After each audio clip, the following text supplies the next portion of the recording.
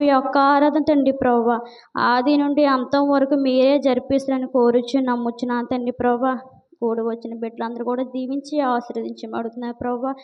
తండ్రి నా ప్రార్థనలో తప్పులు పొరపాట్లు క్షమించమని ఈ కొద్ది ప్రార్థన పాదశని చేర్చుకోమని యేసుక్రీస్తు నామంలో అడిగి పెట్టుకుంటున్నా పరమ తండ్రి ఆమె. ప్రార్థించినందుకు దేవుని పేరట వందనములు. మరి యేసుక్రీస్తు ప్రభు వారు సిలువలో పలికినటువంటి 7 మాటలు ప్రతి ఒక్కరూ కూడా మరి సిద్ధపడి మరి ముందుకొచ్చారు తెలియపరచడానికి. కాబట్టి వినేవారు కూడా శ్రద్ధగా ప్రతి మాటని వినడానికి ప్రయత్నించాలని దేవుని పేరట కోరుచున్నాం. కాబట్టి చిన్నపిల్లలు అల్లరి చేసే వాళ్ళు ఉంటే దయతో వారిని బయట కూర్చోబెట్టండి. మరి బయట టెంట్ కూడా వేశారు కాబట్టి బయట వారిని కూర్చోబెట్టండి. మరి మందిరంలో కూర్చున్న వారు సైలెంట్గా దేవుని మాటలు వినడానికి ప్రయత్నించండి. ఒకసారి అందరూ లేచి నిలబడదాం. కీర్తన వీరమణి గారు, సుభాషిణి గారు వచ్చి మరి యొక్క మొదటి మాటకు సంబంధించి పల్లవి చరణం పాడతారు. అందరూ లేచి నిలబడదాం. మరి పాట పాడేవారు దయతో ఈ ఫ్రంటే కూర్చోండి. మీరు ప్రతిసారి రావడం అంటే ఇబ్బంది కాబట్టి దయతో గమనించి ఇద్దరు కూడా ముందరే కూర్చోవడానికి ప్రయత్నం చేయండి.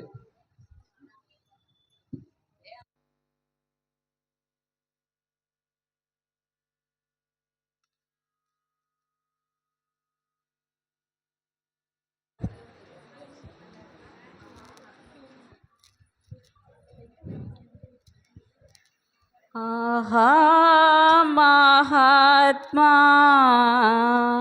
ఆశరణ్య హైవిమోచక ద్రోహరహిత చంపే నిన్ను నా దోషమే కదా.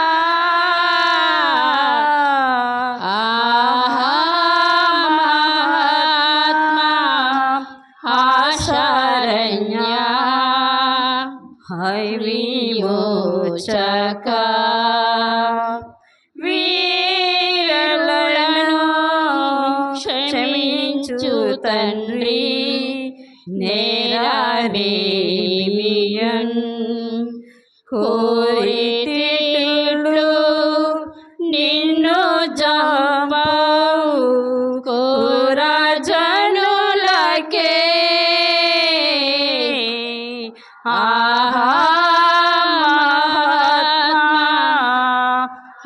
శరణ్య విమోచక.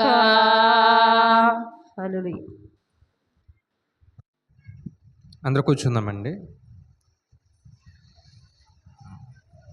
అంటే చాలా టైం నుంచి కూర్చుని ఉన్నారు కాబట్టి ఒకసారి రిలాక్స్ కోసం నించోబెట్టాను. వాక్యపట్నం వచ్చి లోకాసు వార్త 23వ అధ్యాయము 34వ వచనం చార్మిల. లోకాసు వార్త 23వ అధ్యాయము 34వ వచనం చార్మిల.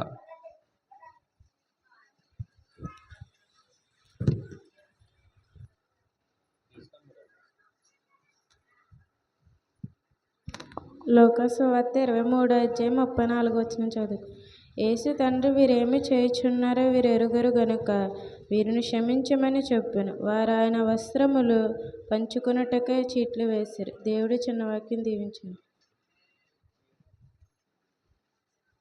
ప్రార్థన పద్మ గారు.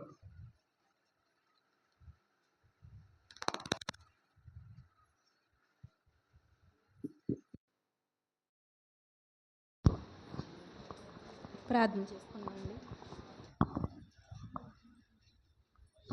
స్తుతి స్తుతి స్తోత్రం స్తోత్రం స్తోత్రం స్తోత్రములు తండ్రి. ప్రభువా ప్రభువా అని పిలవడానికి కూడా యోగ్యత లేనటి వారము తండ్రి నాయన.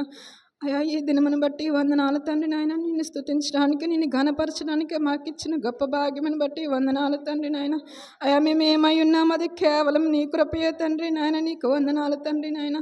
పరిశుద్ధుడు పరిశుద్ధుడు నిత్యము వేవేల దేవదూతల చేత కొనియాడబడుచున్న నా తండ్రి నీకు వందనాలు తండ్రి నాయన. అయా గడిచిన దినము నుంచి దినము వరకు నీ సజీవమైన రెక్కల చోటున కాచి కాపాడిన విధానానికే వందనాలు తండ్రి నాయన. అయా ఇటు దినమును చూడలేక ఎంతో మంది బిడ్డలు మట్టిలో మన్నై ఉన్నారు తండ్రి. నీ నీవైతే నీ సజీవమైన రెక్కల చాటును మమ్మల్ని కాచి కాపాడుతాను నాయన. అయా ఈ శుక్రవారం దినమునందు నాయన నీ సన్నిధానంలో నాయన అయా మేమందరమును కూడుకుని తండ్రి నేను ఆరాధించడానికి మాకు ఇచ్చిన గొప్ప భాగ్యమును బట్టి వందనాలు తండ్రి నాయన. స్తుతులకు పాత్రుడా నీకు వందనాలు, స్తుతులకు యోగ్యుడా నీకు వందనాలు తండ్రి, వందనాలు తండ్రి నాయన. అయా సిలువలో పలికిన 7 మాటలు తండ్రి బిడ్డలు చెప్పబోచుండగా తండ్రి నాయన నీ ఆత్మను సహాయము బిడ్డలకు దయచేయండి తండ్రి నాయన. అయా మీరే తోడుగా ఉండి వారితో మాట్లాడిన తండ్రి నాయన. విన్న ప్రతి మాటను మేమును కూడా గ్రహించుకుని నాయన మా హృదయంలో భద్రపరుచుకునే కృపను మాకు దయచేయండి తండ్రి నాయన. అయా మొదటి మాటగా చెప్పబోచున్న బిడ్డలు మీరు జ్ఞాపకం చేసుకోనండి తండ్రి. తండ్రి వీరేమి చేయుచున్నారో వీరెరుగురు కనుక వీరిని క్షమించమని సెలవిచ్చేతండి.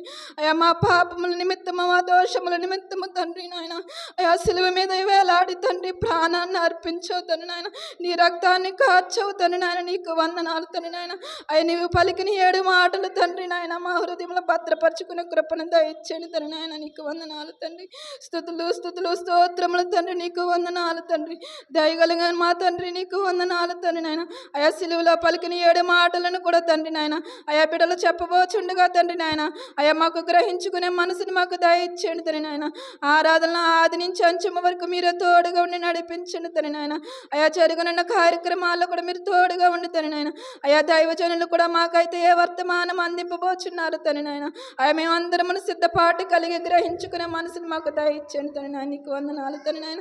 అయా అయా మా సంఘాన్ని ఇంకా కూడా అభివృద్ధి పరచమని అడుగుచున్నాము తండ్రి నాయన. అయా యవన బిడ్డలు తండ్రి నాయన నీ సన్నిధానాలు బలమైన కాడిని మోసే బిడ్డలుగా తయారు చేయమని అడుగుచున్నాము తండ్రి నాయన. నీకు వందనాలు తండ్రి. అయా మా సంఘాన్ని ఇంకొన అభివృద్ధి పరిచిన ఆయన అయా నీ సన్నిధిలో వర్తిలింపే భాగ్యం మాకందరికీ నీ దయచేయమని తండ్రి నాయన.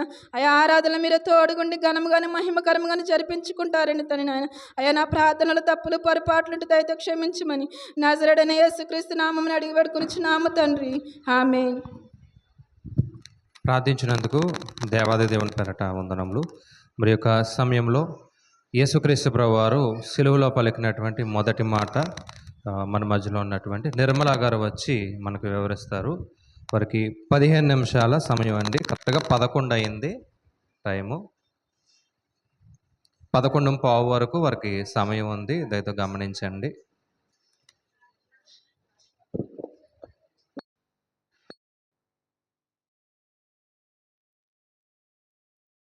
హలో.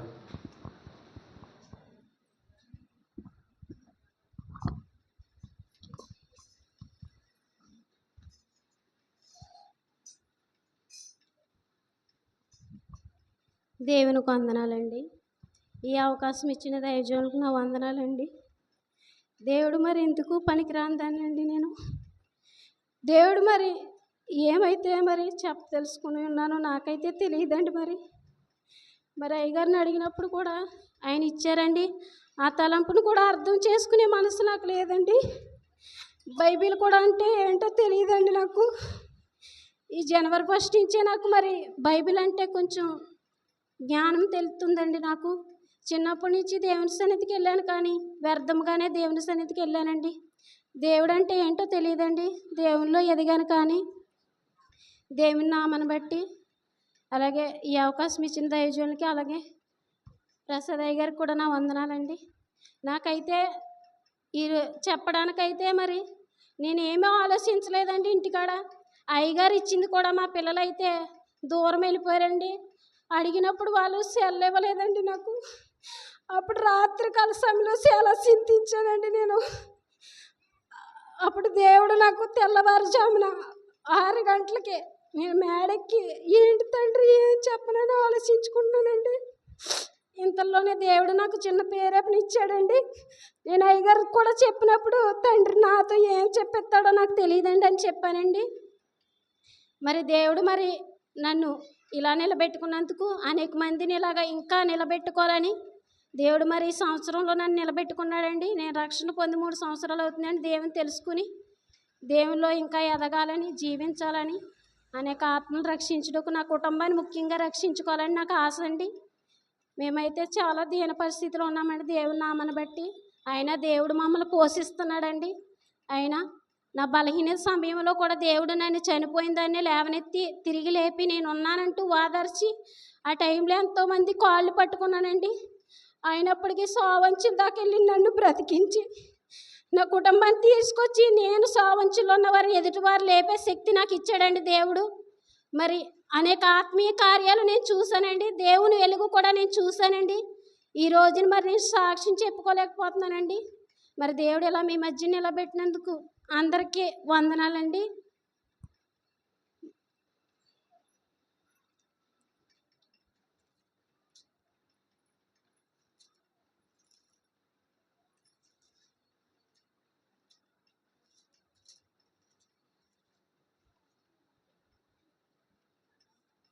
లూకా సువార్త అండి 23వ అధ్యాయం అండి 34 అండి.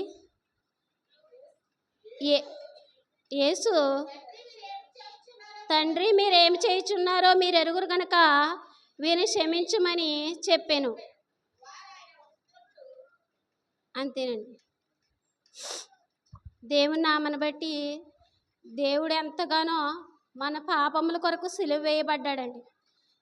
సిలువ వేయబడి ఆయన ఎంతగానో రక్తము సిందించి ఈ 40 దినములు కూడా మనం కొనుటకు ఎంతగానో సహాయం దయచేశాడండి మనం మారడం కోసం. ఆయన ఎంతగానో సిలువలో రక్తము కార్చి మన కొరకు బలి అయ్యాడండి. బలి అయ్యి మనం మంచి జ్ఞానం ఇవ్వాలని, ఏదైతే కొదువుకుందో మనలో ఆ కొదువులన్నీ తొలగిపోవాలని ఎంతగానో మరి దైవజనుల ద్వారా వాక్యాన్ని తెలియజేశాడండి దేవుడు. మరి సిలువలో ఎంతగానో మరి గొప్పగా మన కొరకు మరణించి ఉన్నాడండి. ఆయనంటి మరణం లోకం మీద ఎవరో కూడా సాధ్యం కాదండి. ఎన్ని బాధలు, ఇరుకులు, ఇబ్బందులు వచ్చినప్పటికీ ప్రభు తండ్రికే అప్పగించుకున్నాడు, కానీ ఎవరితో కూడా పంచుకోలేదండి ఆయన దేవుని నామను బట్టి. అయితే మన పాపముల నిమిత్తము దేవుడు సిలువ వేయబడ్డాడండి. మన పాపములన్నీ భరించుకోవడం కోసం సిలువ వేయబడ్డాడండి. ఆయన సిలువలో ఎంతగానో రక్తము కార్చి బలి అయ్యాడండి. ఆ విషయాన్ని బట్టి మనం ఎరిగి కనీసం తండ్రి మన కోసం ఇంత చేశాడు కదా అని ఎప్పుడు కూడా మనం ఆలోచించమండి. మన ఇంటి సమస్యల గురించే మన గురించే ఆలోచించుకుంటాం, కానీ ఎప్పుడు కూడా ఆయన కోసం ఎప్పుడు కూడా ఆలోచించమండి. సిలువలో ఎంతగానో రక్తము కార్చి తండ్రి మరణించాడు అని కూడా తెలుసుకోకుండా రక్షణ అనేది తీసుకుంటాం, కానీ మారు మనసు అనేది పొందమండి. మనం ఆయన ఎంతో మన కోసం బలి అయ్యాడండి. ఏ దోషము కూడా సిలువ వేసినప్పుడు ఆయనలో కనిపించలేదండి. కనిపించకపోయినా సిలువ వేశారండి. అయినప్పటికీ సిలువ వేసిన వారిని తండ్రి మీరు ఏం చేయుచున్నారో వీరు ఎరుగురు గనక వీరిని క్షమించండి అని ఆయన చెప్తున్నాడండి. ఆయన వాళ్ళ వెరగలేదు కనుక వారిని క్షమిస్తున్నాడు. వెరిగిన మనల్ని కూడా క్షమిస్తున్నాడు ఆయన.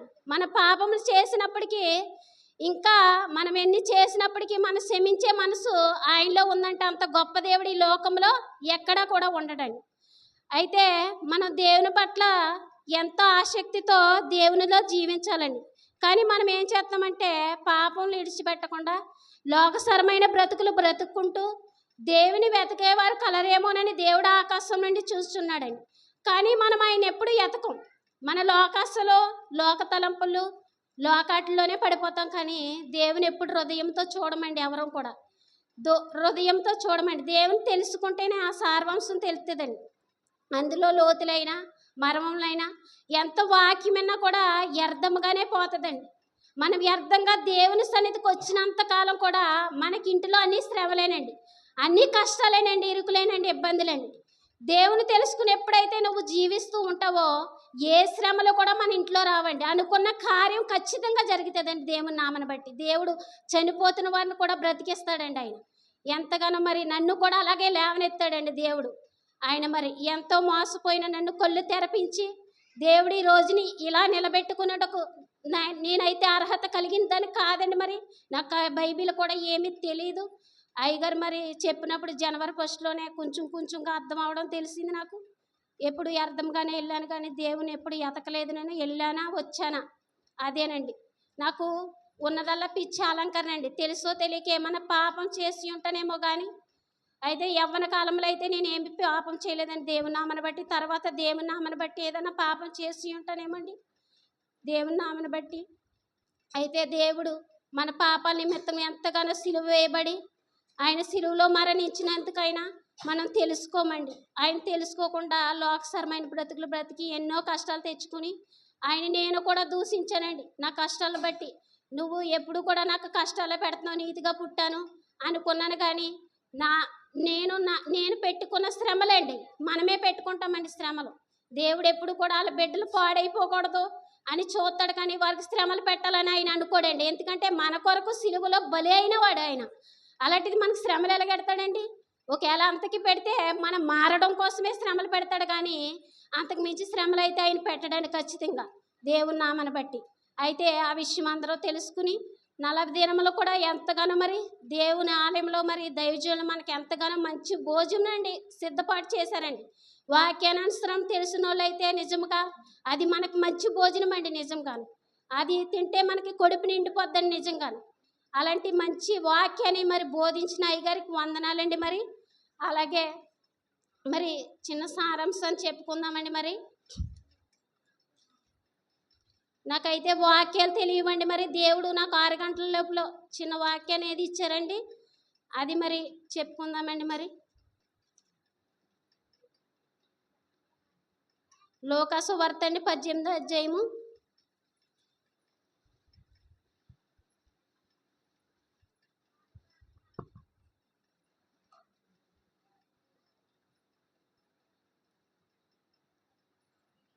మొదటి వారు ఇసుకు కొనక నిత్యము ప్రార్థన చేయవలెను. మనం ప్రార్థన చేసినప్పుడండి ఎవరమైనా సరే మనకి ఏ పనులున్నా సరే పక్కన పెట్టేసి శ్రద్ధ కలిగి ఒక గదిలోకి వెళ్ళి తలుపు వేసుకుని తండ్రికి మాత్రమే తెలియాలండి మన ప్రార్థన. అటు రీతిగా ఇసుకోకూడదండి, సనుక్కోకూడదండి. అలాగే ప్రార్థన చేయాలండి. అలాగే మనం ప్రార్థన చేసినప్పుడు మన అవసరతల కొరకే కాదండి, అందరి కోసం కూడా మనం ప్రార్థన చేయాలండి. అందరి నిమిత్తం కూడా ప్రార్థన చేయాలండి. మనం ఒక్కరమే బాగుండాలని ప్రార్థన చేయకూడదండి, అందరూ బాగుండాలి. సంఘం ఒకటే కాదండి, చుట్టూ ఉన్న సమస్తం కోసం కూడా మనం ప్రార్థన చేయాలండి. అలాగే హింసింపబడిన వారి కోసం కూడా మనం ప్రార్థన చేయాలండి. అలాగే మనం ఐక్యతగా పొరుగు వారిని కూడా ప్రేమించాలండి, మంచి మనసు కలిగి. అలాగే దీన మనసు కలిగి వారి పట్ల కూడా సహోదరుల ఐక్యత కలిగి ఉంటుంది. ఎంత మేలు ఎంత మనోహరం అన్నాడండి దేవుడు. అలాగే సహోదరుల పట్ల అంటే మన సహోదరుల పట్లే కాదండి, సంఘం పట్ల మొత్తం చుట్టూ ఉన్న సమస్తం పట్ల కూడా ఐక్యత కలిగి ఉండాలండి. అలాగే మనం చనిపోయినప్పుడు అయితే వీడు ఎందుకు చనిపోయాడ్రా బాబు పర్వాలేదు అనుకోకూడదండి. రూల్ ప్రకారం అయితే అనేక మంది అయ్యో ఆ వ్యక్తి మంచోడు కదా, మాదిరిగా బతికాడు కదా అని చెప్పుకోవాలండి. అది ఆ మంచి అనేది దేవుడు దగ్గర కూడా మనకు మంచి పేరు తెస్తుందండి. ఆ విషయంలో నలుగురితో మంచిగా ఉంటే మనకు దేవుని దగ్గర కూడా మంచి పేరు వస్తుందండి. నిన్ను చూసి అనేక జనం పారిపోకూడదండి. అలా ప్రేమించే మనసు అందరికి ఉండాలని నేను కోరుకుంటున్నానండి. అలాగే కీర్తనలో 91:15 అధ్యాయం అండి.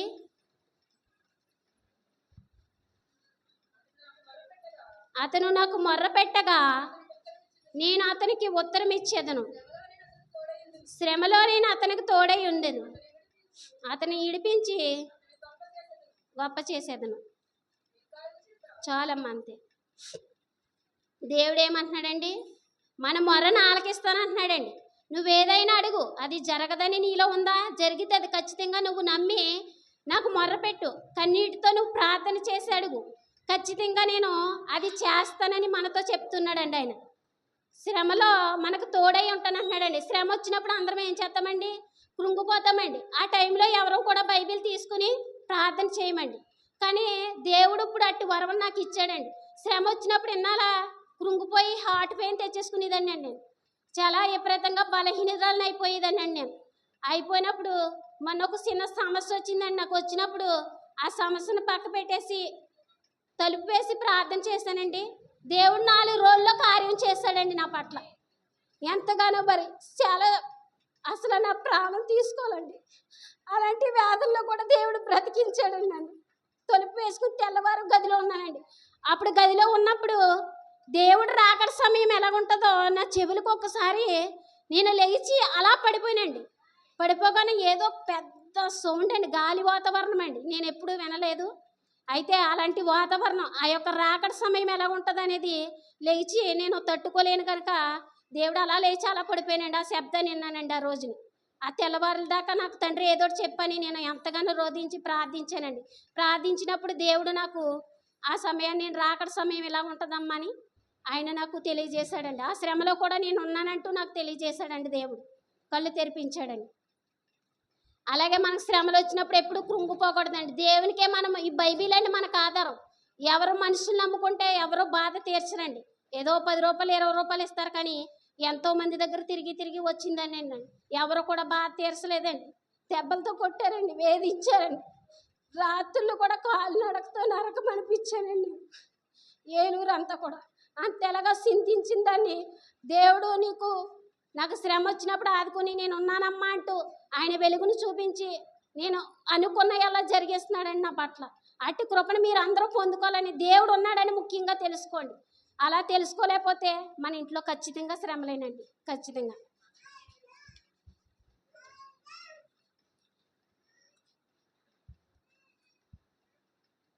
అలాగే హింసింపబడుతున్న వారని చిన్న సారాంశం అండి దేవుడు మరి నాకు తెలియజేసింది. మనం ఎవరైనా కూడా, మనకు తెలియని వారైనా తెలిసిన వారైనా ఎవరైనా కూడా ఒకవేళ మనకు కనపడినప్పుడు, మనం వారిని పలకరించినప్పుడు వారి గురించి ముందు ప్రశ్నలు వేస్తామండి.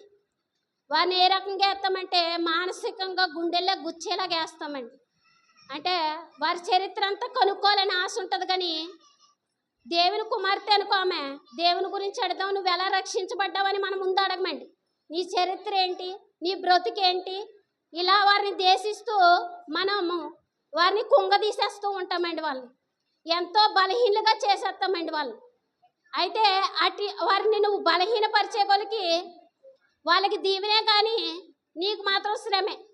ఎందుకంటే వాళ్ళని బలహీనపరచడం వల్ల నీకు శ్రమే ఖచ్చితంగా. ఎందుకంటే వారు ఎంతో కృంగిపోతారు. దేవుని బిడ్డలైతే అర్థం చేసుకుంటారు, దేవుని కాని వారైకో మానసికంగా కుంగిపోతారండి. ఏంటి, నా జీవితాన్ని పదే పదే ఇలాగ ఎక్కరిస్తుంది, నా జీవితాన్ని తెలుసుకుంటుంది, పదే పదే ఇలాగ అడుగుతుంది, అన్నీ తెలుసు కూడా అడుగుతుంది అని ఎవరు కూడా వాళ్ళ సొంత విషయాలు చెప్పుకోవడానికి ఎవరు కూడా ముందుకు రారండి. ఈ రోజులు బట్టి ఎవరైనా గర్వం అహంకారం కలిగి ఉంటారండి, ఎవరైనా నాతో సహా. అటు రీతిగా మనం మన మనసుని ఏం చేస్తామంటే స్వార్థంగా ఆలోచించుకుంటూ వాడిని గాయపడుతున్నామన్న హృదయం మనలో ఉండదండి. ఎందుకంటే ఆ స్థితి రేపొద్దున మనకు వస్తుందేమో అన్న ఆలోచన కూడా ఉండదండి. ఆ బాధ ఎలా ఉంటుందో వచ్చినప్పుడు అంతే రీతిగా ఆలపడినే బాధే మనం పడతామండి దేవుని నామని బట్టి. అలాంటి శ్రమలు ఎవరూ కూడా తెచ్చుకోద్దండి దేవుని నామని బట్టి. మన సంఘం అయితే, నేనైతే చంచ మాదిరిగా సంఘాన్ని చూశానండి. మంచి సంఘం అండి మనది.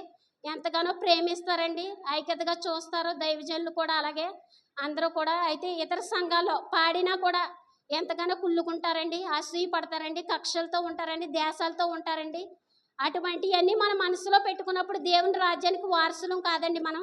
ఎప్పుడైతే అవన్నీ కూడా దైవజనులు చెప్పినవన్నీ కూడా మన మనసులో నుంచి ఎప్పుడైతే తుడిసివేస్తామో అప్పుడు మన పూర్తి బాధ్యతకు ఒక రీతిగా వచ్చినట్టండి. మనందరం దేవుల్లోకి ఎదిగినట్టండి. మన మనసులో అవన్నీ విడిచిపెట్టిన చోపు అందరితో ఎలాగ ఉండాలండి, ప్రేమ కలిగి ఉండాలండి, శాంతిగా సమాధానంగా మాట్లాడుతూ ఉండాలండి, అందరిని ఐక్యపరుచుకుంటూ ఉండాలండి. అంతే. దీర్ఘశాంత ఒక మాట అన్నారనుకో దాన్ని రేసుగా తీసుకోవడండి, తగ్గించుకుని ఉండాలండి. అన్ని గుణాలు కలిగి ఉన్నప్పుడే దేవుడు మనల్ని కూడా అంగీకరించి రాజ్యానికి వారసులు చేస్తాడండి. ఏది తక్కువైనప్పటికీ కూడా నిన్ను రాజ్యాన్ని తీసుకెళ్ళడండి. నిన్నైనా నన్నైనా నరకానికే తీసుకెళ్ళిపోతాడండి ఎవరినైనా. అట్టి తగ్గుబాటు మనసును మనకందరికీ దయచేయాలని దేవుడు ఈ మాటను కూడా నేను ముగిస్తున్నానండి. అలాగే ఇంకో చిన్న సారాంశం అండి దేవుని నామని బట్టి.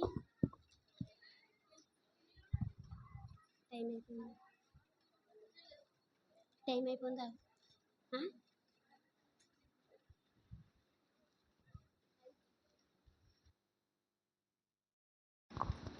మరి అయితే దేవుడు ఇంతవరకు మాట్లాడించినందుకు ఆయనకు వందనాలండి. నాకైతే ఈ బైబిల్ గ్రంథం అయితే ఏమీ తెలియదండి. దేవుని నామని బట్టి దేవుడు ఎంతకన్నా రక్షించి మరి అనేక మందిని ఇంకా దేవుడు రక్షించాలని, దేవుని కృపను బట్టి అందరూ కూడా దేవునిలో ఎదగాలని దేవుడైతే ఉన్నాడండి. లేడని అర్థంగా ఎవరు అనుకోకండి. దేవుని నిర్లక్ష్యం అయితే చేయకండి. ఆయన ఎంతగానో మరి మన పాపాల కోసం మరి ఎంతగానో బాధలను అనిపించి సిలువ వేయబడ్డాడండి, రక్తము కార్చాడండి. మరి అలాంటప్పుడు కనీసం ఆయన గురించి మన వాళ్ళ గురించి కూడా మనం ఎప్పుడూ ఆలోచించమండి. కనీసం తెలుసుకుందాం అనుకో, మనల్ని కూడా రక్షించుకోమండి. మనం ఒక్కలే పరలోక రాజ్యానికి వెళ్ళిపోతే సరిపోదు కదండి. వాళ్ళు కూడా పరలోక రాజ్యానికి రావాలని ఆశ మనకు ఉండాలి కదండి. లోకం మీద ప్రేమ ఉంటే సరిపోదండి, వాళ్ళు కూడా మనతో పాటు రావాలని, రక్షించబడాలని ఆశతో మీరందరూ కూడా మన కుటుంబాల కోసం ప్రార్థించుకుంటూ దేవునిలో గడపాలని, కొద్ది మాటలు కూడా దేవుడు దీవించాలని ఆశ.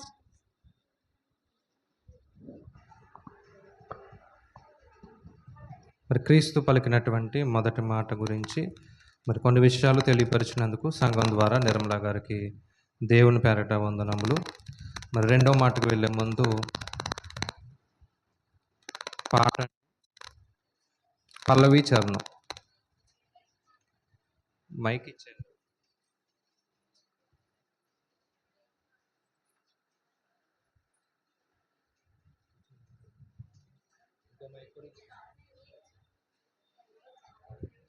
నిలబడి పాడతారండి. పల్లవి రెండవ చరణం.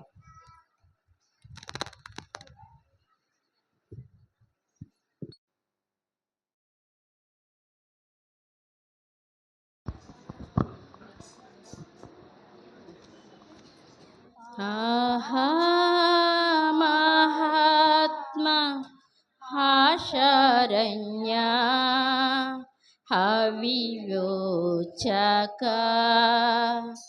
దోషరహిత చంపే నిన్ను నా దోషమే కదా. ఆహా మహాత్మా శరణ్య అవివేచక నీవు నాతో పరదేశున నేడేయుందువు పావనుండా ఇట్లు పలికి పాపిగా చేతి. ఆహా మహాత్మా శరణ్య అవివేచక.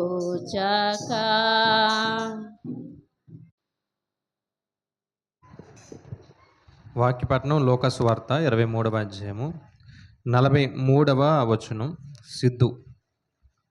తర్వాత ప్రార్థన నాగమణి గారు దయతో సిద్ధపడి ఉండాలి.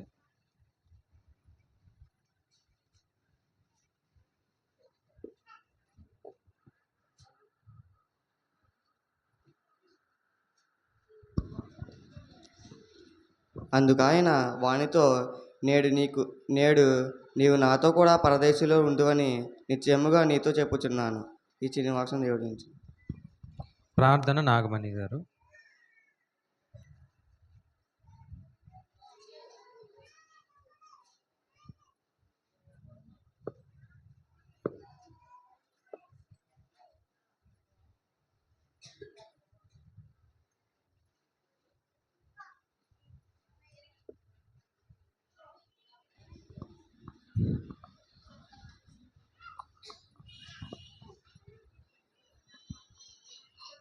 దేవుని నామానికి వందనాలండి. ప్రార్థన చేసుకుని ముందుకు స్తుతి స్తుతి స్తుతి స్తుతి స్తుతి స్తోత్రములయ్యా స్తోత్రములయ్యా. దయగల తండ్రి, ప్రేమగల ప్రభా, కరుణామయుడ,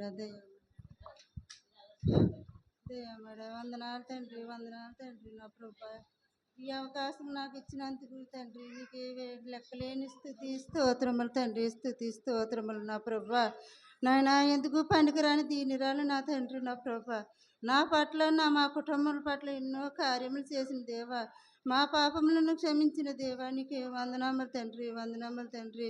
నాయన, ఈ 40 రోజులు తండ్రి నిన్ను ఎంతగానో మేము తెలుసుకున్నట్లు మాకు సహాయం చేసినందుకే వందనాలు నా ప్రభా, స్తోత్రములు తండ్రి. అయ్యా గొప్ప దేవుడానికే వందనములు తండ్రి. అయ్యా ఘనమైన దేవానికే స్తోత్రములు తండ్రి, స్తోత్రములు అయ్యా. అయ్యా మా కోసం మా పాపముల కోసం తండ్రి నువ్వు సిలువ వేయబడ్డావు నా ప్రభా. మా కోసం నువ్వు నలగొట్టుకున్నావు నా ప్రభా. నా తండ్రి నా కోసం రక్తము కార్చిన దైవానికే స్తోత్రములు తండ్రి. నాయన వందనములు తండ్రి. నాయన ఇంకా యవనస్తులందరినీ దీవించి ఆశీర్వదించండి తండ్రి. ఎవరైతే ఏ అవసరతలతో వచ్చారో నా ప్రభా ఆ అవసరతలను తీర్చే దేవుడు తండ్రి, గొప్ప దేవుడు అయ్యా తండ్రి. అయ్యా నన్ను ఎంతగానో దీవించి ఆశీర్వదించు తండ్రి. నాయన ఇటు రీతిగా నువ్వు నిలబెట్టుకున్నావు నా ప్రభా. అయ్యా వందనాలు తండ్రి, వందనాలు నా తండ్రి. నా ప్రభా నిన్ను ఇటు రీతిగా కనపరుచుకుంటానని నేను అనుకోలేదు నా ప్రభా. స్తోత్రము తండ్రి. నాయన నా కుమారుని దీవించిన తండ్రి. నా ప్రభా కడుపులో మంట కింద వచ్చేస్తుందని ఎంతగానో రాత్రి బాధపడ్డాడు నాయన. అలాగే తండ్రి నా భర్తను కూడా దీవించి ఆశీర్వదించండి నా ప్రభా. అలాగని నాకు తండ్రి ఆరోగ్యం బాగాలేదు తండ్రి. నాయన నీ మాటలు వినలేనేమో అనుకున్నాను నా తండ్రి. రాత్ర నీ సన్నిధికి నన్ను రప్పించుకున్నావు నా ప్రభా. నీ మాటలు వినేటట్లు నాకు సహాయం చేసావయ్యా తండ్రి. అయ్యో మా ఇంట్లో ఎన్నో సాధనలు తండ్రి. నాయన తండ్రి ప్రభా వందనాలు తండ్రి. నీకేమిచ్చి మీరు రుణము తీర్చుకోలేము నా ప్రభా. నీకేమిచ్చి మీరు రుణము తీర్చుకోలేము తండ్రి. ఎందుకు పనికిరాలు దీనిరాలమయ్యా. అయ్యా నీ రాజ్యంలో మమ్మల్ని ఒక్కసారి జ్ఞాపకం చేసుకోండి అయ్యా నా ప్రభా. నీ రాజ్యంలో వారసుల్లోకి మాకు జ్ఞాపం చేసుకోమని తండ్రి. నా నీ చిన్న ప్రార్థన ఆలకించి తప్పులు పొరపాట్లు ఉంటే క్షమించమని నాకు ఇంకా ప్రార్థన నేర్పించండి అయ్యా. వాక్యం నేర్పించండి అయ్యా. విని గ్రహించుకోండి హృదయాన్ని నాకు ఇవ్వండి నా ప్రభా. ఇక్కడున్న ప్రతి బిడ్డకు తండ్రి దర్శించండి అయ్యా. నీ ఆత్మతో దర్శించండి అయ్యా తండ్రి. నేను సన్నిధికి రావడం వెళ్ళడం తప్ప తండ్రి. నేను ఎప్పుడు గణపరచుకోవడం తెలియదు నా ప్రభా. నేను ఎప్పుడు ఆరాధించుకోవడం తెలియదు నా ప్రభా. నేను మాకు మంచి దైవజనులు ఇచ్చినందుకే ఇక వందనాములు తండ్రి. నేను వారి కుటుంబాన్ని కూడా దీవించి ఆశీర్వదించారండి తండ్రి. నేను త్వరలో రాబోతున్నా తండ్రి. యేసుక్రీస్తు నామంలో మిక్కిలి బతిమాలు అడిగి వేడుకుంటున్నాం మా పరమ తండ్రి. ఆమేన్. ప్రార్థించినందుకు దేవుని పేరట వందనములు. మరి రెండవ మాట, నేడు నీవు నాతో కూడా పరదేశంలో ఉండు అనే మాటని మరి అనుష గారు వచ్చి మనకు వివరిస్తారు. వారికి 15 నిమిషాల సమయం కాబట్టి సమయాన్ని కూడా మనసులో పెట్టుకోండి. మళ్ళా చెబుతున్నానండి, వాక్యం మాత్రమే చెప్పాలి. సాక్ష్యము పాట చెప్పడానికి వీల్లేదు. కేవలం ఇచ్చినటువంటి మాటను మాత్రమే మీరు చెప్పాలి.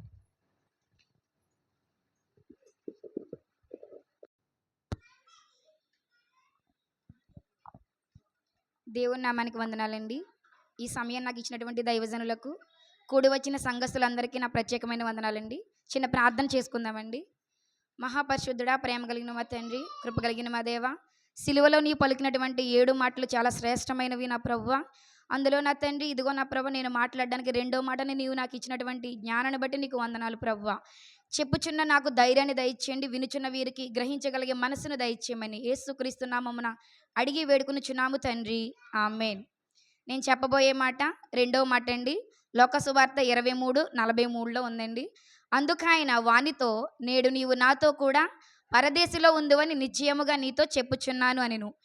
ఈ మాటకు అర్థం, మన క్రైస్తవులు చాలామంది మనం బాప్తిసం తీసుకోకపోయినా, మనం చివరి వరకు పాపము చేసుకున్నా, మనం ఎలాంటి పశ్చాత్తాపం పడకపోయినా, సిలువలో పాపి దొంగ ఎట్టి రీతిగా అయితే పరలోకం చేరుకున్నాడో, దేవుడు పరదీసికి తీసుకెళ్ళాడో, మనము కూడా అదే రీతిగా పరదీసికి వెళ్ళిపోతాము అనే ఒక అపోహలో ఉంటారండి. కానీ అది ఎంతవరకు నిజము, ఎంతవరకు అబద్ధం అనేది మనం నేర్చుకుందామండి. అయితే సిలువలో మొదట 3 ఉన్నారండి. ప్రభువైన యేసుక్రీస్తు వారు, 2 దొంగలు. వారు ఎటువంటి వారు, ప్రభువైన యేసుక్రీస్తు వారు ఎటువంటి వారు అనేది తెలుసుకుందామండి. లోకాసువార్త 23:32 మరి 2 ఆయనతో కూడా చంపబడుటకు తేబడిరి, వారు నేరము చేసిన వారు. ఈ మాటకు అర్థం, మరి 2 అనే చోట సిలువ వేయబడింది 3 అయితే 2 అని రాసిబడి ఉంది. ఎందుకు 2 అని ఉందంటే 2 మాత్రమే నేరము చేసిన వారు. ప్రభువైన యేసుక్రీస్తు వారు ఎటువంటి నేరము చేయలేదని దాని యొక్క అర్థము. 2 అని ఎందుకు రాసిందంటే, పాపము చేయని ఇరువైపులా ఉన్నవారు నేరము చేసిన వారు అని దాని యొక్క అర్థం అండి. ఈ మాటకి మనం చదువుకుంటూ వెళ్ళిపోతాం కానీ చాలా అర్థాలు అయితే ఉంటాయండి దైవజనులు చెప్పినట్టు. అలాగే 39లో వేలాడబడిన ఆ నేరస్తుల్లో ఒకడు ఆయనను దూషించుచు, ఇక్కడ ఒకడు అని చూపిస్తున్నాడండి. అలాగే మత్తయ్య గారు, మార్కు గారు, నేనైతే అధ్యయనాలు చెప్పను కానీ పాస్టర్ గారు మనకి 7 మాటలు చెప్పినప్పుడు చెప్పారు. మత్తయ్య గారు, మార్కు గారు మొదట ఇద్దరు ఆయనను దూషించునని చెప్పారండి. మత్తయ్య గారు, మార్కు గారు చెప్పింది అబద్ధం అంటారా లేదా లోక గారిని చెప్పింది నిజమంటారా అంటే మొదట ఇద్దరు చెప్పింది కూడా నిజమే. మత్తయ్య గారు, మార్కు గారు కూడా చెప్పింది కూడా నిజమే. ఎందుకంటే శిలువలో పలికిన మొదటి మాటకి రెండో వ్యక్తి మనసు మారింది. ఎలా మారిందండి? మధ్యాహ్నము ఎండలోని తన రక్తాన్ని చిందించి బరువైన సిలువను మోయించుకుంటూ వచ్చి అయినప్పటికీ కూడా వీళ్ళ పాపాలని క్షమించమని అడుగుతున్నాడంటే ఈయన నిజమైన దేవుడు అని మొదటి మాటకి రెండో వ్యక్తి ఏమయ్యాడండి? మారడం జరిగిందండి. అయితే 40 వచ్చినవండి. అయితే రెండవ వాడు వాడిని గద్దించి, నీవు అదే శిక్షలో ఉన్నావు కదా, దేవునికి భయపడవా? ఈ రెండవ వ్యక్తి ఏమంటున్నాడండి? భయపడవా అంటున్నాడంటే ఈ రెండో వ్యక్తిలో ఏముందండి? భయం అనేది ఏర్పడిందండి. అమ్మో, సిలువ వేసిన వాడు నిజమైన తండ్రే, ఈయనలో ఎటువంటి పాపము లేదు, మనమైతే ఇది న్యాయమే, మనకి తగినటువంటి న్యాయమే జరుగుతుంది, కానీ ఈయనలో ఏ తప్పిదము లేదని రెండో వ్యక్తి లోపల పశ్చాత్తాపడుతున్నాడండి. అయితే 42 కూడా చదువుకుందామండి. ఆయనను చూచి యేసు, నీవు నీ రాజ్యంలోనికి వచ్చినప్పుడు నన్ను జ్ఞాపకము చేసుకొనుము. ఆయనను చూచి, ఇరువైపులా సిలువ వేయబడ్డారండి ఇద్దరు. ప్రభువైన యేసుక్రీస్తు వారి మధ్యన ఉన్నారు, దొంగలు ఇరువైపులా ఉన్నారు. ఆయనను చూచి అంటే ఇటువైపు తిరగాలండి. అది కుడి ఎడమ అనేది పక్కన పెడితే ఒకవైపుకి ఆయన తిరగాలి. చూడబట్టే ఆయన పరలోకం చేరాడు అనేదానికి యోహాను సువార్త 3 పేజీలు తిప్పితే సరిపోద్దండి. యోహాను సువార్త 3:15, అరణ్యములో మోషే సర్పమును ఎలాగు ఎత్తెనో అలాగే విశ్వసించు ప్రతివాడును నశింపక ఆయన ద్వారా నిత్యజీవం పొందినట్లు మనుష్య కుమారుడు ఎత్తబడెను. అయితే ఇక్కడ ఈ సందర్భాన్ని ఎందుకు తీసుకొచ్చానంటే, ఇశ్రాయేలు ప్రజలు అరణ్యంలో ప్రవేశిస్తున్నప్పుడు ఏం ఏర్పడిందండి? వారికి మరణం ఏర్పడిందండి. సర్పము వారిని కాటు వేయగా వారు మరణం చెందుతున్నారు. అయితే మోషే గారు ప్రార్థించారండి, ప్రవ్వా ఏంటి తండ్రి ఇలాగా ప్రయాణంలో మాకింత శ్రమ ఏర్పడింది, ఇలా చనిపోతున్నారు, ఏం చేయమంటామని దేవునికి ప్రార్థన చేయగా మోషేకి ఏమని చెప్పాడండి? ఒక ఇత్తడి సర్పాన్ని ఒక ఎత్తైన స్థలంలో కట్టిస్తే దాన్ని ఎవరైతే తేరి చూస్తారో వారు బ్రతుకుతారు, వారి నుండి ఆ విషయం ఏమవుతుందండి? విరగబడి వారు బ్రతుకుతారని ఉందండి. అయితే సిలువలో రెండవ వ్యక్తి దేవుణ్ణి చూచాడండి. ఎలా చూచాడండి? ఆయనను చూచి, యేసు నీ రాజ్యంలోనికి వచ్చినప్పుడు నన్ను జ్ఞాపకం చేసుకో. చూడడం అంటే కన్నులు ఎత్తేయడం కాదండి, అదొక లోపల తన పశ్చాత్తాపడుతున్నాడు. ప్రభువా నా పాపిని, నన్ను క్షమించు అనే పశ్చాత్తాపంతో దేవుణ్ణి చూచాడండి. చూచిన వాడు పరలోకానికి చేరగలిగాడండి. అలాగే 43, అందుకు ఆయన వానితో, నేడు నీవు నాతో కూడా పరదేశిలో ఉందివని నిశ్చయముగా నీతో చెప్పుచున్నాను నేను. ఈయన ఏంటి ప్రార్థన చేయలేదండి ఎప్పుడు. ఈ దొంగ ఎప్పుడు ప్రార్థన చేయలేదు, ఎప్పుడు ఉపవాసం ఉండలేదు, అలాగే ఎప్పుడు దేవుని యొక్క క్రియల్లోనూ దేవుని యొక్క కార్యక్రమాల్లోని పాల్గొనలేదు. అలాంటి వ్యక్తి పరదేశికి ఎలా వెళ్ళిపోతాడండి? వెళ్ళడం కుదరదు. కాబట్టి మనం ఒక 4 మాటలు నేర్చుకుని ఈ యొక్క వాక్యాన్ని నేను ముగిస్తానండి. ఒక వ్యక్తి పరలోకంకి వెళ్ళాలి అంటే లేదా రక్షణ పొందాలి అంటే ఈయన ఒక 4 మాటలు మనం నేర్చుకుందాం. రోమా 10:9 అండి. అదేమనగా, యేసు ప్రభువని నీ నోటితో ఒప్పుకొని దేవుడు మృతుల నుండి ఆయన లేపినని నీ హృదయమందు విశ్వసించిన ఎడల నీవు రక్షింపబడదువు. ఈ సిలువలో ఉన్నటువంటి రెండవ వ్యక్తి ఒక మాట మాట్లాడుతున్నాడండి, ప్రభువా నేను పాపిని, నన్ను క్షమించు, నీవు నిజమైన దేవుడవు అని ఒప్పుకుంటున్నాడా లేదండి? రెండో వ్యక్తితో ఏమంటున్నాడండి? నీవు పాపివి, ఆయనకి ఇది తగదు, మనకిది న్యాయమే అంటే అక్కడ ఏముందండి? నోటితో ఒప్పుకుంటున్నాడండి, మనకిది న్యాయము కాదు, మనకిది న్యాయమే, ప్రభువైన యేసుక్రీస్తు వారికి ఇది న్యాయము కాదు అని తన నోటితో తను ఒప్పుకుంటున్నాడండి. ఇది మొదటి మాట. అలాగే రోమపత్రిక అదే అధ్యాయము 10:13 అండి. ఎందుకనగా ప్రభు నామమును బట్టి ప్రార్థన చేయువాడు రక్షింపబడును. ఈ సిలువలో వ్యక్తి ప్రార్థన చేయట్లేదని మనం అనుకుంటున్నామండి. కాకపోతే ప్రార్థన చేస్తున్నాడని ఇక్కడ లేఖనం సెలవిస్తుందండి. ఆ ప్రార్థన ఏంటంటే లోక సువార్త అండి, సిలువలో పలికిన మాటే. మనకైతే ఇది న్యాయమే, మనము చేసిన వాటికి తగిన ఫలము పొందుచున్నాము కానీ ఈయన ఏ తప్పిదము చేయలేదని చెప్పి ఆయన చూచి, యేసు నీవు రాజ్యంలోనికి వచ్చినప్పుడు నన్ను జ్ఞాపకం చేసుకో. మనం ప్రార్థన చేస్తామండి, ప్రభువా నీ చిత్తమైతే నన్ను స్వస్థపరచు అని. అందులో ఏముందండి, మనం ఇది మాటగా చదువుతాం కానీ అది ప్రార్థన అండి.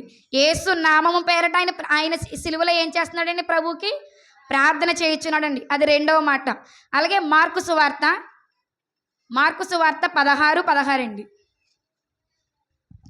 మార్కు సువార్త 16:16 అండి. నమ్మి బాప్తిసము పొందువాడు రక్షింపబడును, నమ్మని వానికి శిక్ష విధింపబడును. ఈ సిలువలో రెండవ వ్యక్తి అండి. మరి బాప్తిసం అనేది మనం ఎలా తీసుకుంటున్నామండి, అసలని నీళ్లతో తీసుకుంటున్నాం. కానీ అక్కడ సిచ్యువేషన్ ఎలా ఉందండి, పరిస్థితి ఎలా ఉందండి.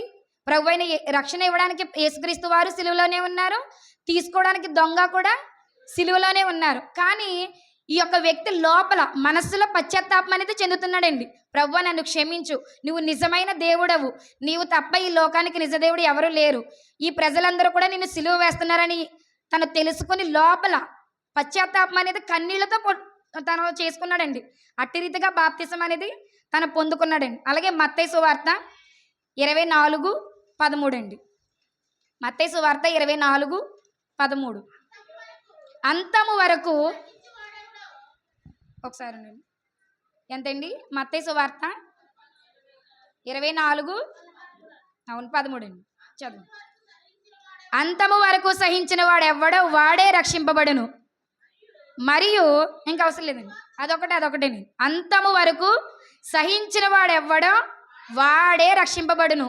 నేను చెప్పిన ఈ 4 మాటలు మన ఎగ్జామ్స్లో అయితే 35 మార్కులండి పాస్, 34 వస్తే ఫెయిలు, 35 వస్తేనే పాస్. మనం ఈ యొక్క 4 మాటలో నేను తీసుకున్న ఉదాహరణ ఏంటంటే ఒక్కొక్క దానికి 25 మార్కులు తీసుకుందామండి. మొదటిది ఏంటండి, ప్రభువు అని ఒప్పుకోవాలంటండి మన నోటితో.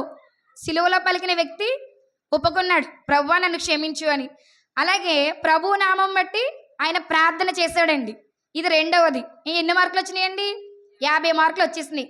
మనము కూడా అంతే, నోటితో ఒప్పుకోవడం ఎంత, ప్రభువా నన్ను క్షమించు నేను పాపం చేశానని చాలా ఈజీగా ఒప్పేసుకుంటామండి మనం.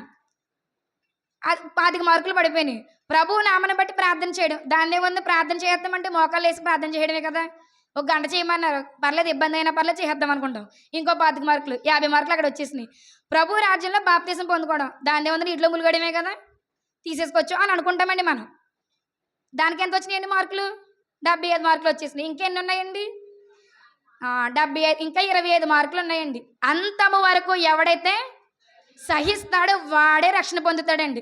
75 మార్కులు వచ్చేసినాయి కదా, మనకి ఇంకొక 25 మార్కులు వస్తాయి, ఎంత రాకపోతే ఎంత అనుకుంటాం. కానీ ఇక్కడ ఈ దేవుడు ఇక్కడ ఏమని సెలవిస్తున్నాడండి మత్తయి సువార్తలో, అంతము వరకు. సిలువలో దొంగ అంతం వచ్చేసిందంటే ఇంకా బ్రతుకుతాడా, మరణం ఆయనకి వచ్చేసింది, ఇంకా అంతం వచ్చేసింది ఆయనకి తెలిసిపోయింది, నేను ఇంకా చనిపోతాను, నాకు ఇంకా అంతమే, దేవుణ్ణి ఇప్పుడైనా నేను తెలుసుకోవాలి అని ఆ యొక్క దొంగ పశ్చాత్తాపడి అంతము వరకు అంటే గతంలో ఎలా జీవించడం అనేది పక్కన పెడితే తన చివరి క్షణాల్లోనైనా మారు మనసు పొందాడండి. అలాగే మనము కూడా ఇంతకు ముందు మనం ఎలా జీవించామనేది పక్కన పెడితే ఇకనైనా అంతము వరకునండి, మన చివరి వరకు ఆ 70 మార్కులతోనే సరిపెట్టుకుంటామంటే మనం పాస్ అవ్వమండి పరలోకానికి. ఈ యొక్క 25 మార్కుల వరకు కూడా మనము సాధించాలండి. అంతము వరకు కూడా మనం దేవుణ్ణి పట్టుకుని నిలబడాలని ఈ యొక్క చిన్న మాటలు దేవుడు దీవించును గాక. చిన్న ప్రార్థన చేసుకుందామండి, కళ్ళు మూసుకు. మహాపరిశుద్ధుడా, ప్రేమ కలిగిన మా తండ్రి, నీ పరిశుద్ధమైన ఉన్నతమైన నామాన్ని బట్టి నీకు లెక్కలేని వందనాలు, స్తుతులు, స్తోత్రములు నా ప్రభువా. నీవు నాకు ఇచ్చినటువంటి ఈ 2 మాటలు నా ప్రభువా వివరించడానికి తగిన జ్ఞానాన్ని నాకు ఇచ్చేవారని నేను నమ్ముచున్నాను ప్రభువా. వినగలిగే హృదయాన్ని వారికి ఇచ్చేవారని నమ్ముచున్నాను ప్రభువా. నేను ఏదైనా తప్పుగా మాట్లాడి ఉంటే నన్ను క్షమించమని, ఇదిగో నా ప్రభువా నాకన్నా వెనకాల ముందు నా ప్రభువా నీవు మాట్లాడినప్పుడు నీవు ఉన్నావని నమ్ముచున్నాను దేవా. ఇదిగో 3వ మాట, 4వ మాట, 5వ మాట, 6వ మాట, 7వ మాటల్లో కూడా నీవు వారికి ధైర్యాన్ని దయచేసి ముందుకు నడిపించారని యేసుక్రీస్తు నామం పేరట అడిగి వేడుకొనిచున్నాము తండ్రి, ఆమేన్. మరి ఎంతో చక్కగా మన అందరికీ అర్థమయ్యే రీతిగా మరి చాలా వివరంగా తెలియపరిచినందుకు మరొకసారి దేవుని పేరట వందనాలు చెల్లిస్తూ ఆ,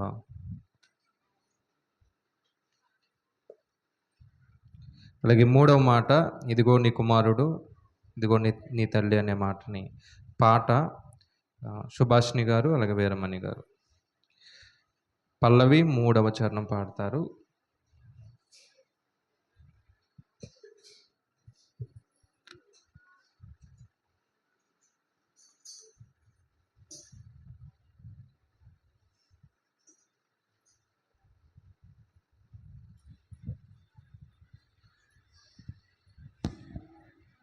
అమ్మని సుతుండ టంచు మరియమ్మతో పలికి అమ్మని సుతుండంచు మరియమ్మతో పలికి కమ్మరాని జనని అంచు గతనుడి వితి ఆహా మహాత్మా ఆశరణ్య హవిమోచక ద్రోహరహిత చంపే నిన్ను నా దోషమే గదా ఆహా మహాత్మా ఆశరణ్య హవిమోచక.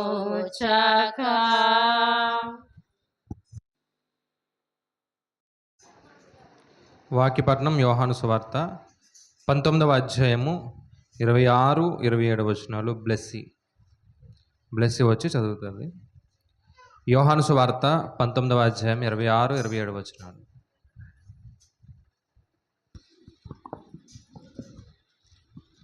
యేసు తన తల్లి తాను ప్రేమించిన శిష్యుడు దగ్గర నిలుచుచుండగా చూచి, అమ్మ ఇదిగో నీ కుమారుడు అని తన తల్లితో చెప్పాను. తర్వాత శిష్యుని చూచి, ఇదిగో నీ తల్లి అని చెప్పాను. ఆ గడియ నుండి ఆ శిష్యుడు ఆమెను తన ఇంట చేర్చుకుని. ఈ చిన్న వాక్యం దేవుడు. వాక్యభాగం చదివినందుకు దేవుని పేరట వందనములు. ప్రార్థన వజ్రం గారు వచ్చి ప్రార్థన చేస్తారు.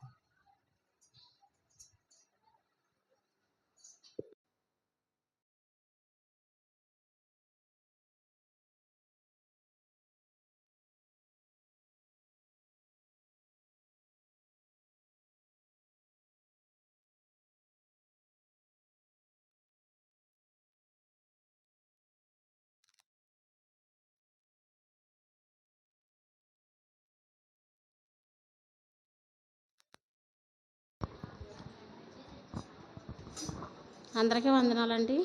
ఈ అవకాశం ఇచ్చిన దైవజనులకి, సంఘ బిడ్డలకి అందరికీ వందనాలు. ప్రార్థన చేసుకుందామండి.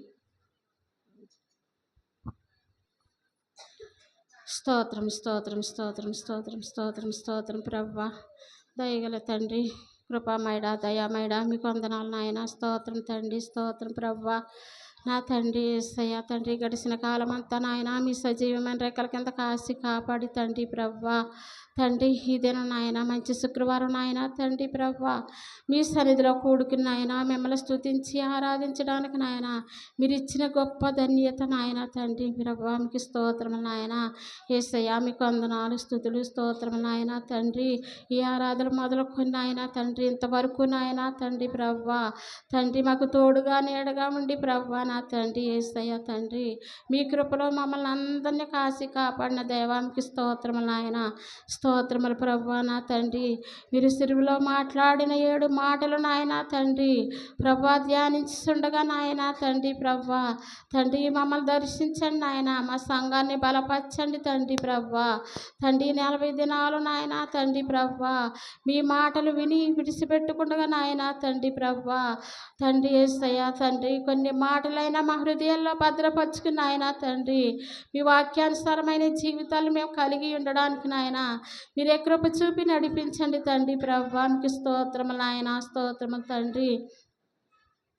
ప్రభా తండ్రి యేసయ్య తండ్రి దైవజనులు నాయన తండ్రి ప్రభా ఎంతో ప్రయాసపడి నాయన ఎంతో దూరం నుంచి వచ్చిన ఆయన తండ్రి మీ వాక్యాన్ని మాకు వివరంగా చెప్పిన ఆయన మమ్మల్ని అందరినీ మీ వాక్యం ద్వారా బలపరిచిన దేవా మీకు స్తోత్రములు నాయన స్తోత్రములు తండ్రి వారి కుటుంబాన్ని దీవించి ఆశీర్వదించండి తండ్రి ప్రభా తండ్రి యేసయ్య మీకు వందనాలు నాయన తండ్రి ప్రభా 7 మాటల్లో నాయన 2 మాటలు నాయన తండ్రి ప్రభా మాట్లాడారు తండ్రి మీకు స్తోత్రం నాయన మాట్లాడిన బిడ్డలు దీవించి ఆశీర్వదించండి తండ్రి మీకు స్తోత్రములు నాయన 3వ మాటగా నాయన మాట్లాడిన బిడ్డను తండ్రి ప్రభా ఆ బిడ్డతో మీరు మాట్లాడండి నాయన ఏమైతే మాకు కొరకే నాయన తండ్రి చెప్పి ఉన్నారో తండ్రి ప్రభా నా తండ్రి ప్రభా మేము వినడానికి మీరే కృప చూపి నడిపించండి తండ్రి ప్రతి బిడ్డ నాయన తండ్రి వినే మనసును గ్రహించే హృదయాలను దయచేయండి తండ్రి ప్రభా ఇక్కడ కూడి ఉన్న ప్రతి బిడ్డని దీవించి ఆశీర్వదించండి తండ్రి మా సంఘాన్ని బలపరచండి నాయన తండ్రి ప్రభా మీకు స్తోత్రములు నాయన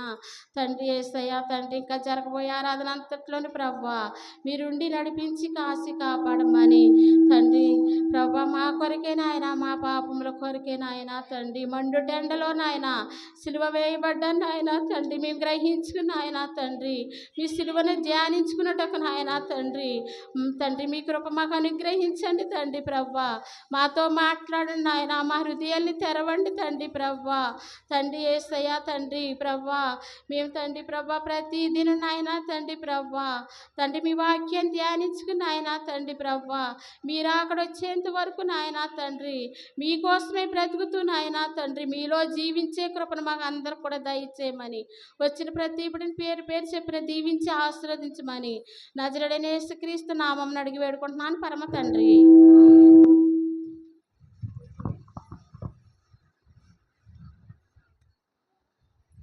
ప్రార్థించినందుకు దేవుని పేరట వందనములు. ఈ యొక్క సమయంలో 3వ మాట సందేశం హేమ పుష్ప వచ్చి 15 నిమిషాలు మనకి వివరిస్తుంది.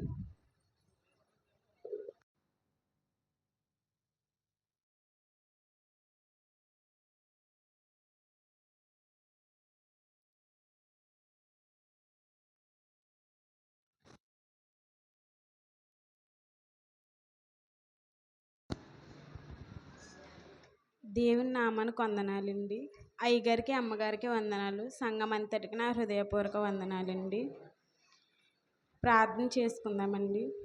మహోన్నతుడా మహాగణుడా పరిశుద్ధుడా వందనాలయ్యా. ప్రభా ఎందుకు పనికిరాని నన్ను నీవు నిలబెట్టుకుని ప్రభా నీతో మాట్లాడుకునే భాగ్యమును ఇచ్చినందుకు వందనాలు అయ్యా. ప్రభా నీ మాట చెప్పుటకైనా యోగ్యరాలను కాను, నీ మాటను వివరించడానికి సరిపోలేని నన్ను నీవు నిలబెట్టుకుని ప్రభా నీ వాక్యం విత్తబోచుండగా ప్రతి ఒక్క హృదయంలో నాటింపచేసి నజరేయుడైన యేసుక్రీస్తు నామమున మిక్కిలి పాపని అడిగి వేడుకుంటున్నాను పరమ తండ్రి. ఆమేన్. ప్రభువైన యేసుక్రీస్తు సిలువలో పలికిన 7 మాటల్లో 3వ మాట మనం నేర్చుకుందామండి. యోహాను సువార్త 19వ అధ్యాయం 26-27 వచనాలు చదువు. యేసు తన తల్లియు తన ప్రేమించిన శిష్యుడను దగ్గర నిల్చుండట చూచి, అమ్మ ఇదిగో నీ కుమారుడని తన తల్లితో చెప్పెను.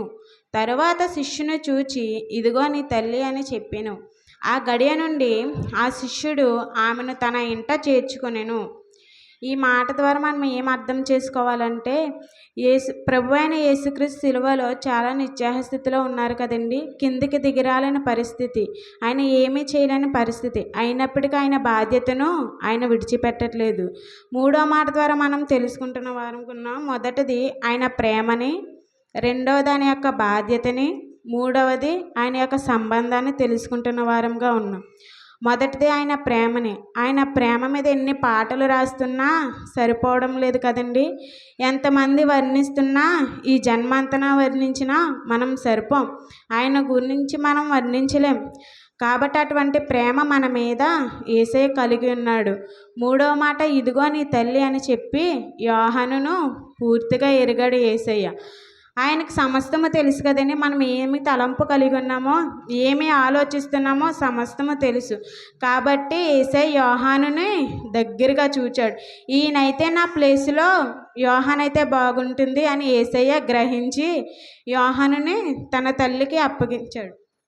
అదేవిధంగా తల్లిని పిలిచి, ఇదిగో నీ కుమారుడు, ఇక నుంచి నీ కుమారుని బాధ్యత, నా యొక్క బాధ్యత యోహాను భరిస్తాడు అని తల్లికి చెప్తుంటాడు. మూడవ మాటగా, అమ్మ ఇదిగో నీ కుమారుడు అని తన తల్లితో చెప్పెను. తల్లి అనే మాటకి తెలుగులో అమ్మ అంటాం, ఇంగ్లీష్లో మదర్ అని అంటాం, గ్రీకు భాషలో వచ్చేసరికి గైనై అని అంటాం. అమ్మ అనే పదానికి గైనై అనే అర్థము. యేసయ్య కాబట్టి సిలువలో యేసయ్య ఆ పరిస్థితిలో ఉండి కూడా తన ప్రేమను చూపించాడు. ఎంతగా ప్రేమిస్తున్నాడంటే మనం చెప్తూ ఉంటాం కదా, యేసయ్య ప్రేమామయుడు. ప్రేమకు నిలువెత్తు నిదర్శనం ఎవరు? యేసయ్య అని మనం చూస్తూ ఉంటాం. కాబట్టి ఆ నిశ్చయ స్థితిలో ఉండి కూడా తన ప్రేమను యేసయ్య విడిచిపెట్టలేదండి. మనం చూసినట్లయితే మత్తయి సువార్త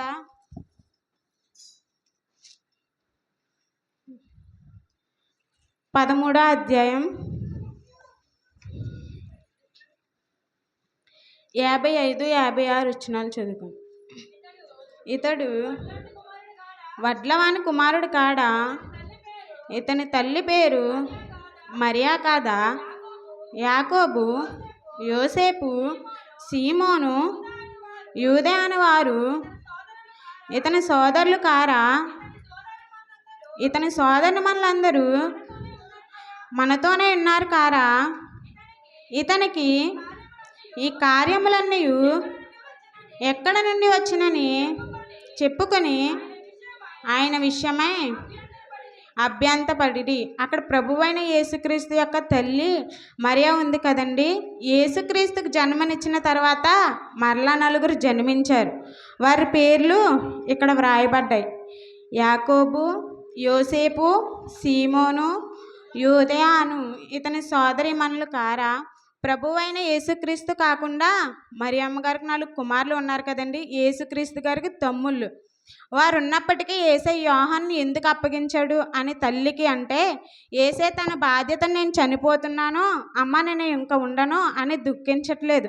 సిలువ పైన తన యొక్క బాధ్యతను, తన మీద ఏది యొక్క బాధ్యత ఉందో ఒక కుమారునిగా నిర్వర్తిస్తున్నాడు.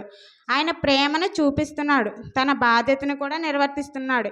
ఎందుకంటే యేసయ్యకు తెలుసు, నేను మరణమైన తర్వాత 3వ రోజున లేచి ఆరోహణం అయిపోతాను, ఇంకా నేను ఈ లోకంలో ఉండను అని ఎరిగి యోహాను నమ్మకస్తుడండి. యోహాను తన గుణాన్ని మనసును ఎరిగిన యేసయ్య యోహాన్ని ఎంచుకుని తన తల్లికి అప్పగించాడు. ఈ రోజుల్లో బాధ్యత కలిగి ఉంటున్నామా? తల్లిదండ్రులు కలిగి ఉన్న కుమారులుగా, కుమార్తెలుగా బాధ్యత కలిగి ఉంటున్నామా? బాధ్యత కలిగి ఉంటే అనాథాశ్రమాలు ఎందుకు రోజు రోజుకి ఎక్కువైపోతాయండి. వారికున్న ఆస్తి రాసి ఇచ్చినంత వరకు తల్లిదండ్రులను ప్రేమగా చూసుకుంటున్నాం. అదే రాసి ఇచ్చిన తర్వాత నువ్వు అదే ప్రేమను తల్లిదండ్రుల మీద చూపిస్తున్నావా? యేసయ్యను చూసి నేర్చుకుందాం.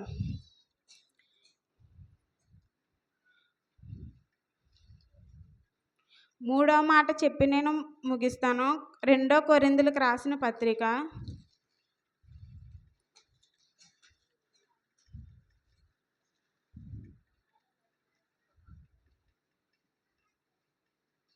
5వ అధ్యాయం 17వ వచనం. కాగా ఎవడైనను క్రీస్తునందున్న యెడల నూతన సృష్టి, పాతవి గతించెను, ఇదిగో క్రొత్తవైన. ఇంకా రెఫరెన్స్ కూడా చూద్దామండి. లూకా సువార్త 8వ అధ్యాయం 19-20 వచనాలు చదువు. ఆయన తల్లియు సహోదరులను ఆయన యొద్దకు వచ్చి జనులు గుంపుగా ఉండుట చేత ఆయన దగ్గరికి రాలేకపోయారు. అప్పుడు నీ తల్లియు నీ సహోదరులను నిన్ను చూడగోరి వెలుపల నిలిచి ఉన్నారని ఎవరో ఆయనకు తెలియజేసిరి. అందుకు ఆయన దేవుని వాక్యం విని దాని ప్రకారం జరిగించి వీరే నా తల్లి నా సహోదరులని వారితో చెప్పెను.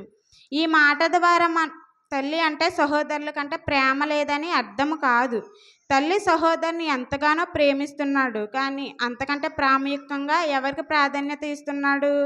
ఎవరైతే తన యందు ఉంటారో, తన యందు నిరీక్షణ కలిగి ఉంటారో వాళ్ళకి ఇంకా ఎక్కువగా ప్రాధాన్యత ఇస్తున్నాడు. మనం ఇందాక చదివాం, ఎవరైనానో క్రీస్తునందున్న ఎడల వాడు నూతన సృష్టి, నూతనంగా మనల్ని బంధుత్వాల్ని కలుగజేస్తాడు, ఆయనలో కలుపుకుంటాడు. నూతన బంధాలను యేసయ్య ఏర్పరిచేవాడు. ఈ మాట ద్వారా మనం గ్రహించాలి. కాబట్టి ఈ మాటలు నేర్చుకోవాల్సిన విషయాలు ఏమిటంటే, యేసయ్య ఒక ప్రేమ, అదేవిధంగా బాధ్యత, మూడవదిగా బంధుత్వాన్ని, నూతన బంధాలను యేసయ్య ఏర్పరిచేవాడు. ఈ రోజుల్లో బంధుత్వాలు ఎలా ఉంటున్నాయండి? ఏదో బయట చెప్పుకోవడానికి ఏదో ప్రేమగా కనబడుతున్నాం, కానీ మేము అక్క చెల్లెల్లో, మేము అన్నదమ్ముల్లో ఎంతో లోపల కుట్రలతో కక్షలతో ఉన్నాయి.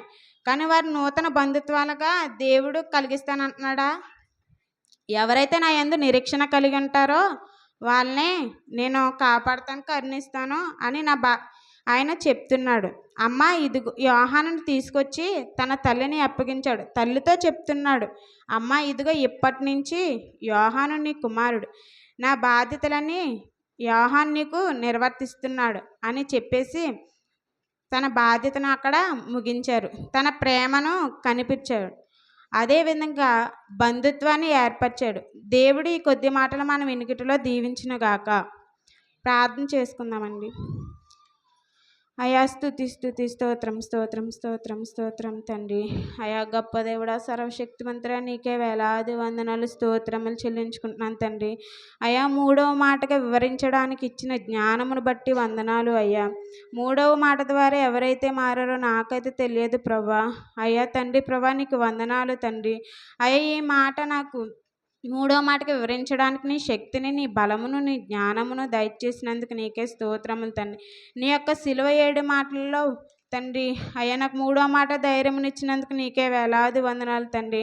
అయ్యా వింటున్న ప్రతి ఒక్క బిడ్డని దీవించాను తండ్రి. అయ్యా ఇంకే బిడ్డలు అయితే తండ్రి 7 మాటల్లో తండ్రి అయ్యా 4వ మాట 5వ మాట 6వ మాట 7వ మాట చెప్పుచున్నారో తండ్రి, ఆ బిడ్డలకు ధైర్యమును, జ్ఞానమును తండ్రి దయచేయండి తండ్రి.